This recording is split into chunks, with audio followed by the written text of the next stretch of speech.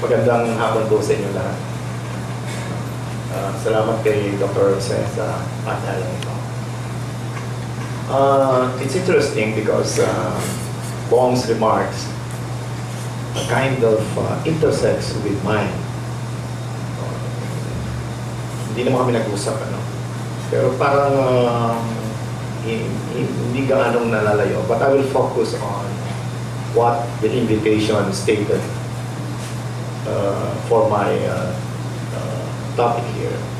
And it says that we believe that you can share important insights regarding the possibility that a process of historical revisionism is underway, a perceived consequence of the political rehabilitation of the Marcoses.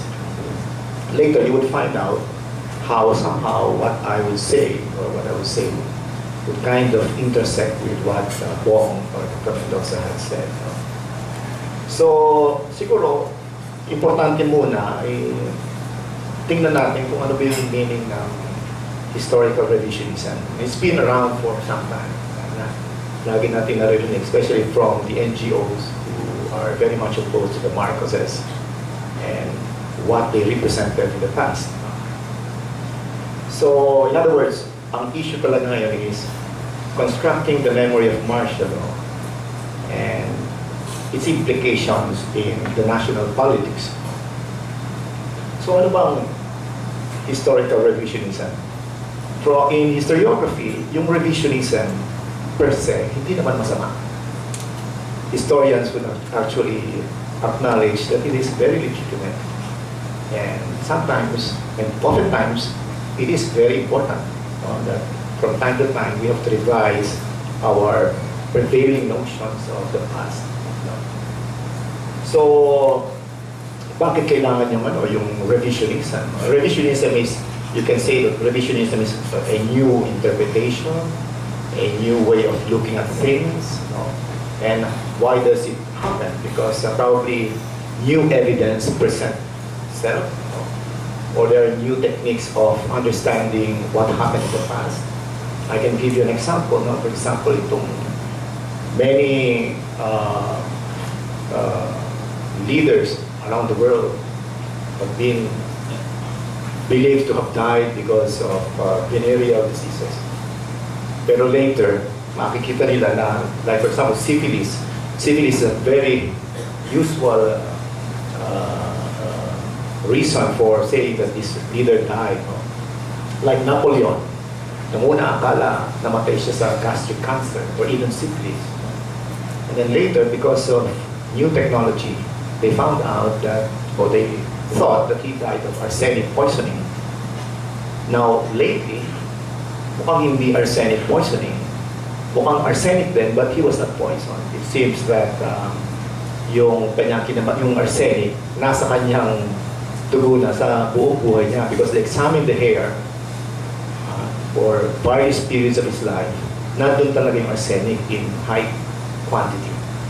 So you have to revise our understanding of what happened to Napoleon when he was exiled in Elba. Even right now, the case of Bonifacio, whose 150th anniversary we are celebrating this Saturday, yung unang mass traditional interpretation ng kanyang kamatayan it was valid because he put up a counter movement against Aguinaldo when the Tejeros Convention elected Aguinaldo as president of the revolutionary government. So for a time that was accepted, that Bonifacio, at least for the group of people who decided in Tejeros, that it was legitimate to have executed Bonifacio. But later historians would establish the fact that probably there was no due process at all when he was put on, supposedly on trial. So again, historians have to revise, or at least entertain another perspective on why Bonifacio was killed in Marabaton, Cavite. Now there is another historian who is saying that probably there was no trial at all. So what I'm trying to say is that it is legitimate to do historical revision. Now, there is another type of historical revision that probably is the one being referred to with respect to the Marcos regime and martial law. It is revisionism that they say is of the negative type and uses what historians would also call illegitimate techniques to establish something about the past or an interpretation of the past to promote a certain political or ideological agenda. Some people would call this negationism or a narrative of denial, trying to negate something that people would perceive to have happened, but for some political or ideological reasons, you would deny it to have happened. And this is probably the issue right now, that accordingly, the Marcoses are exerting every effort to sanitize what is supposed to be a negative image of the Marcoses and what is supposed to be a negative image of martial law. In other words, when we speak of revisionism, there must be some prevailing notion of an event in the past, if not something very dominant, that you would do something to provide an alternative of seeing this event like martial law. So, let us go to martial law. Ang sinasabi nga ngayon ay mukhang binabago na nila Marcos yung very negative image ng martial law tsaka ng kanilang panunungkulan ng martial law. But later we would also ask if indeed there is such a prevailing or dominant view about martial law. Kasi dapat may ganang presumption na you are revising something. Is there really that something that the Marcoses are revising? Dr. Mendoza said na hindi naman sila kailangan rehabilitate kasi mukhang from the beginning, wala namang kailangan rehabilitate. In the same manner, I'm saying that meron pa talagang prevailing narrative, at least sa maraming tao, na ang martial law ay masama talaga. Such that we can say that indeed the Marcoses are doing some revision. The materials that I looked into are two sets of materials. One, yung social media. At dito, mapapansin mo, mukhang conscious yung mga gumagawa ng mga presentations about the Marcoses. And I would suspect the Marcoses, which you represent, not really, because he used to be campaign manager of Bonggang Marcos. No? Mukhang conscious na talagang baguhin yung image ng mga Marcoses. So we make assumption that martial law was negative and it was bad. And the Marcoses, for certain ideological or political purposes, are revising it now. So, ang sinasabi ko, mukhang hindi kailangan i-revise. Because mukhang dati lang nandyan yung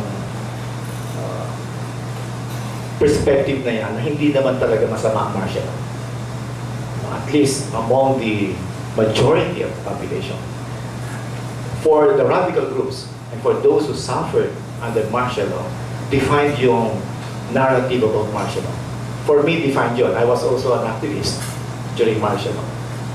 Of course, I was not tortured like Bong, but I went through the same experience that those who suffered martial law, from those who suffered martial law.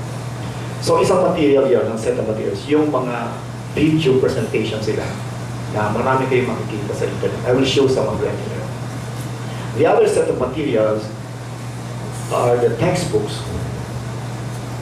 The textbooks for basic education. And I would like to think that in the textbooks, the image of the martial law period and the Marcoses are quite tame.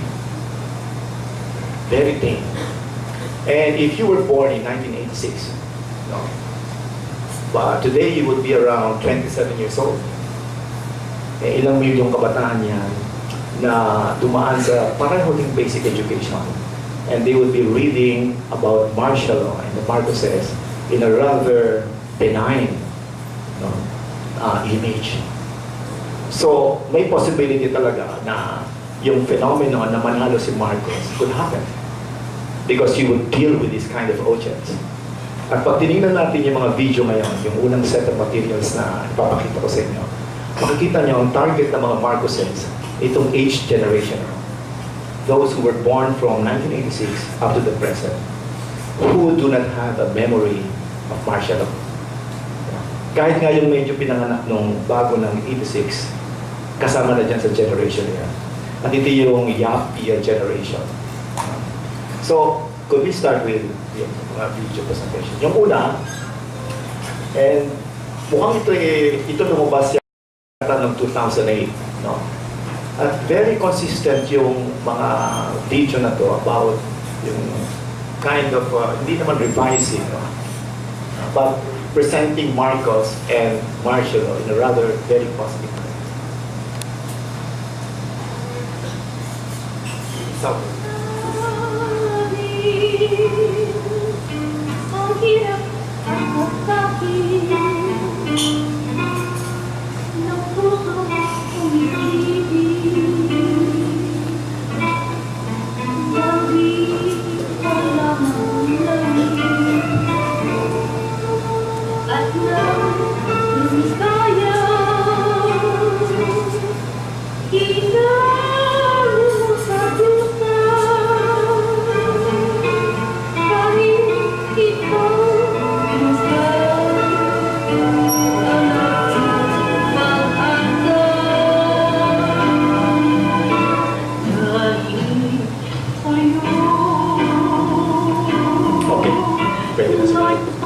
okay, that's one. Pag tinignan yung video na yan, ang focus niya ay to present the achievements of martial law and the Marcos leadership. No? Maraming ganyan. Hindi ko alam kung ilang likes yung mga 40,000 likes yan ito or shares. No? Another video would be something like this next.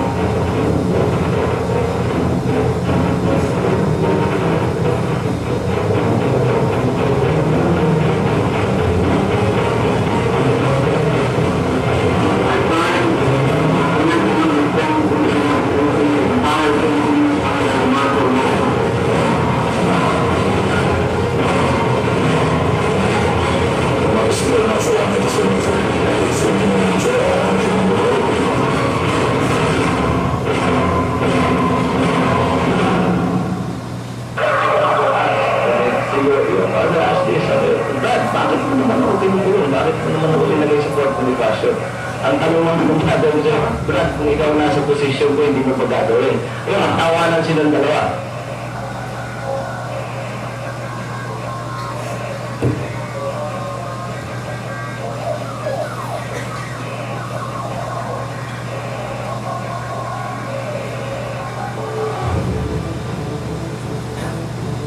And then he needed a heart bypass operation in 1980. And Marcos allowed him to leave the country. I saw the diagnosis, and the conclusion was if they operate on him, it would be fatal. He is no longer responding to medication, and he will have to be hooked up to the dialysis machine more often. He is a man now, terminal, he knows he's going, that's the background that I'm coming in. I will try to hold out for a meeting with Marcos. I am almost confident that I can talk to him and tell him something.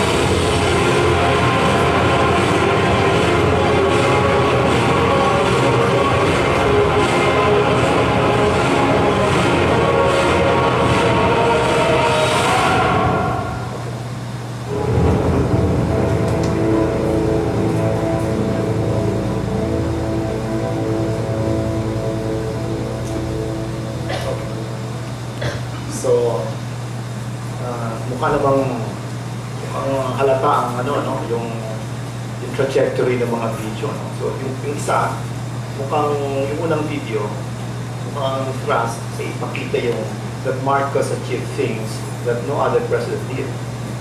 And what is interesting here is if you look at the history, the textbooks in grade school and high school, more or less ganun din ang sinasabi.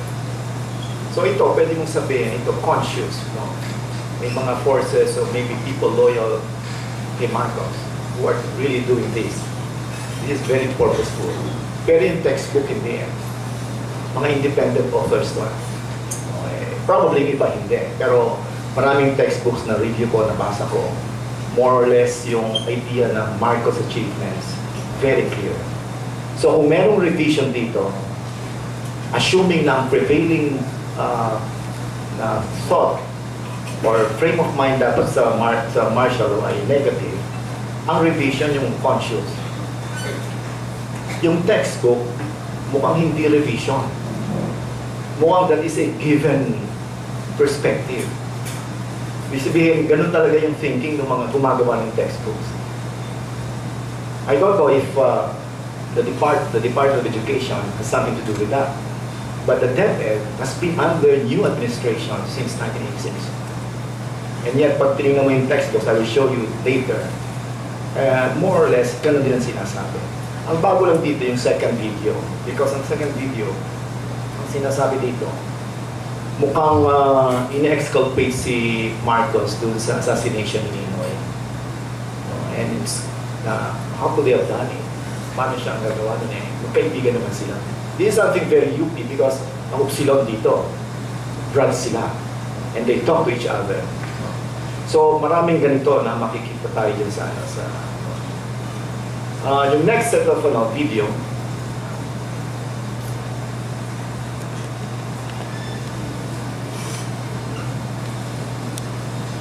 yung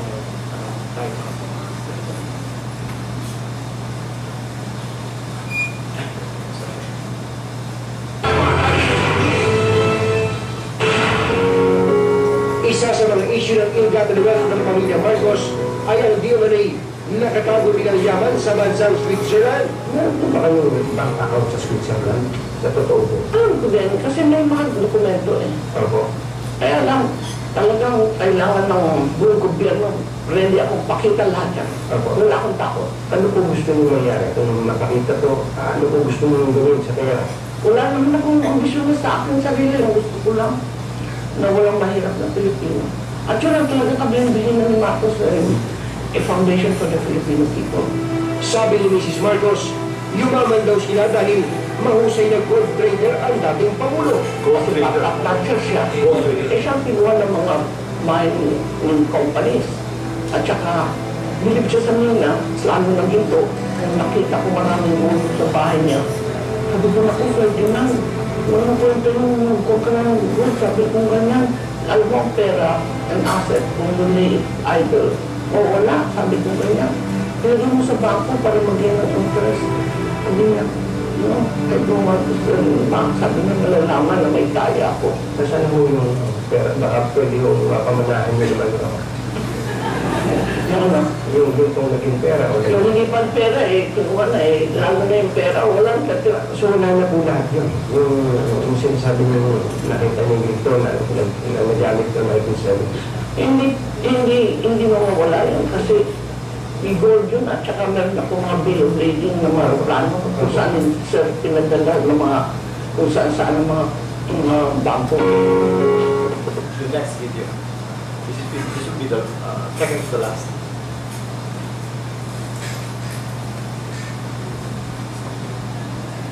Hindi at gabay ng gulang ang kailangan sa mga batang nanonood. Wala ka ba ever na diktador ang inyong amado? What is your side of this pagdating sa national? Ano naman natin na yung mga Marcos research kung mga ama sa kabila ng mga babuhos dito? Ano pakiramdam mo when you hear people saying that your father is a dictator and kinakabikitaan niya with all this valuing as a strong man, dictador? Well, he was a strong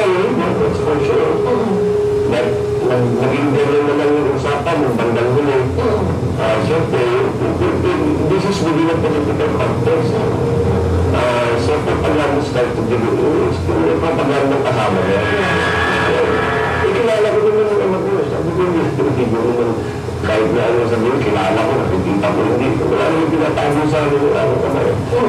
So, sabi ko yun, sa nakikita ko, hindi naman totoo yung sinasabi nito. So, kasi naliit pa kami, I was 3 years old when my father, I think I was a little older than that. I was about 5 years old when my father became Senate President. Dinindira siya ng dinindira. Ngayon, nakakabasa na kami, nakakabasa namin sa dyan. Matagal, maliit pa kami, tinigil na kami. Ganun talaga ang buhay namin. Kasi pumasok kami sa politika. Meron talaga yung lagi dyan na mumurahin ka, sinisisi ka, binibintang ka kung saan. Dahil siyempre, hindi naman ang dynamic sa politika. Kasi almost instinctively, ito na namin yun. Okay, to summarize this two last video before we go to the last one. Ang sinasabi nila dito, and I think this is part of the revisionism as we defined it, wala kaming kaso sa human rights. These were all legitimate undertakings of the state. No? There was, in fact, in one of the segments there, sabi nila, the state was at war. And the arrest, the imprisonment of people were necessary because these were communists. Tapos, there's an ill-gotten wealth in one of the segments that we did not show. Ang sabi ni Melda, wala pa naman akong kaso talaga na natalo. And that's also true. No? At in other words, hindi pa na-establish talaga na sila yung nagnakaw yung panahon niya. At and as you have seen here, sabi na, yung legitimate naman yung pinagkunan ng pera nila. And that's gold trading, no? At nandun lahat sa gold investment yung kanilang wealth. So I think this is the part na pwede mong sabihin na talagang revision or revisionism. No?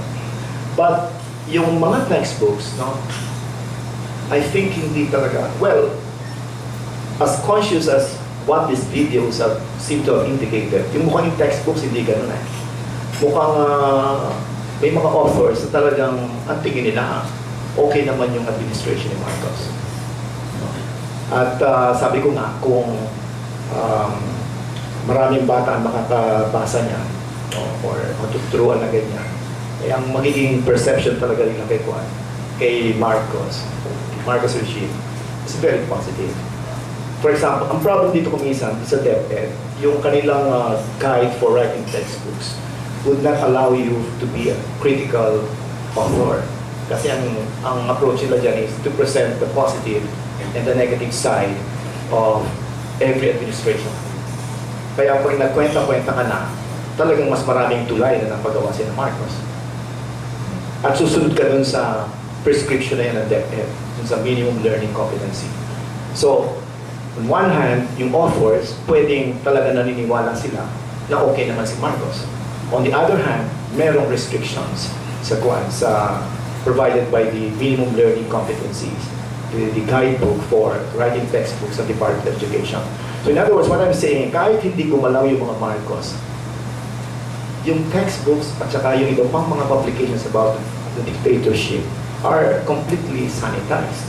Hindi mo makikita critically kung paano nanungkulan, kung paano nag-prevail yung martial law. So, last na lang. No? This is the last video and we will conclude on this video.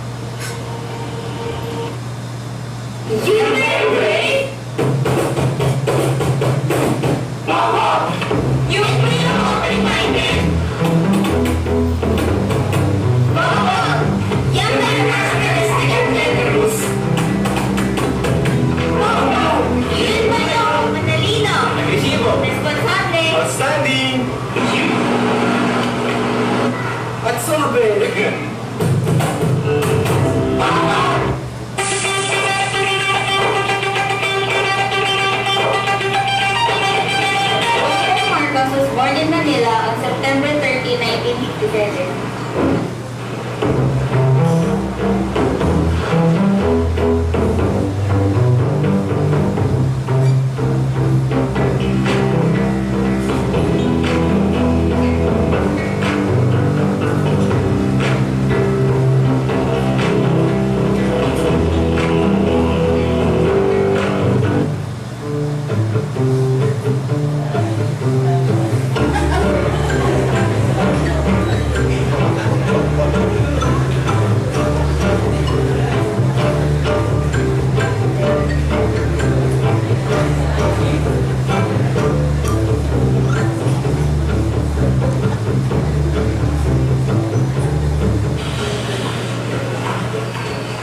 He was the son of Ferdinand Marcos and Imelda Romualdez Marcos. Elementary, he studied at the Salle College. After that, his secondary education, he decided to study in world class school in England. He applied at Oxford University. He worked hard to earn his bachelor's degree in political science, philosophy, and economics in 1970. Graduating from Oxford, he attended the Wharton Business School, where he obtained his master's degree in business administration. Ferdinand Bonggang Marcos was married to Luis Araneta and had three children named Ferdinand Alexander Araneta, Marcos III, Joseph Simon Araneta Marcos, and William Vincent Araneta Marcos.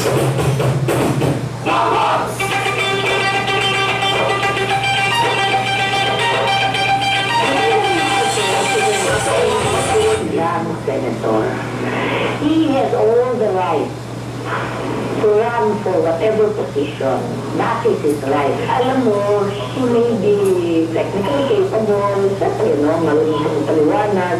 Pero ang pinaka-essential ng usapin dito, para kanino ka? Para saan ka? Ang tingin namin, gusto niya maging presidente, sapagkat pagka ganon, babaguhin nila yung kasaysayan. Dahil openly, sinasabi ni Bonggang Marcos, hindi, walang kasalanan ng tatay ko.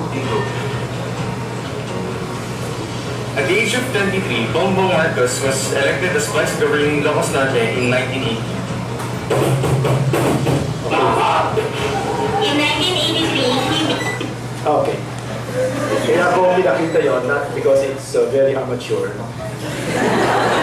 But even despite the being amateur, it's calculated. Kasi pinasok doon yung chair ng Human Rights, si Eta Rosales. At ang ginamit nilang statement ni Commissioner Eta Rosales was, he has every right, diba?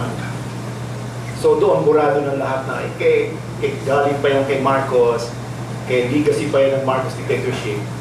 Commission on Human Rights, ang kinote sa kanya, may karapatan siya. No, magtalo lang tayo sa achievements. So, okay, in conclusion. So, like what Bong said, sabi niya, hindi kailangan i-rehabilitate kasi rehabilitated na. And ito, sabi ko nga sa inyo, on two types of materials. Yung una, dito, this is conscious. I think ano na lang to, parang campaign to mga ito. To exercise yung mga negative na mahalaga, ill-gotten wealth, at saka yung the murder of Ninoy Aquino. But for the rest of the population, especially the youth, from those born from 1986 to the present, hindi mo kailangan kasi nasa textbooks. At pag natapos yung bata sa pag-compare ng mga presidente and considering what's happening now, Bongbong Marcos could very well win. Yun lamang po. Salamat.